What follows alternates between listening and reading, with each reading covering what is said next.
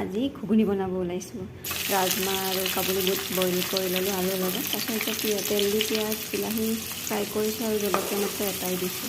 মোৰ ছোৱালীজনী খাব নোৱাৰে। আদা নহৰু পেষ্ট দিছোঁ। তাৰপিছত এয়া কাশ্মীৰী মিৰ্চ ৰেড চিলি দিয়া নাই, খাব নোৱাৰে যে।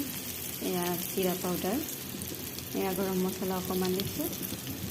গোটেইখিনি এতিয়া ফ্ৰাই কৰি হালধিও অকণ দিলোঁ। গোটেইখিনি ফ্ৰাই কৰি লৈছোঁ।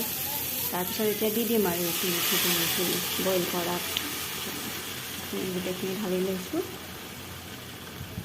তাৰপিছত আৰু হেতাৰে লৰাই দিম। অকণমান বইল হৈয়ে আছে যিহেতু, অকণমান উতল আহিলে হৈয়ে যাব আৰু ঝটপট পটককৈ হৈ যাবলগীয়া ৰেচিপি। অফিচত আনিবৰ কাৰণে দৌৰা দৌৰি হৈ যায়, সেইকাৰণে পটাপট বনাই লৈছোঁ আৰু এইখিনিয়ে। এয়া হৈ গ'ল।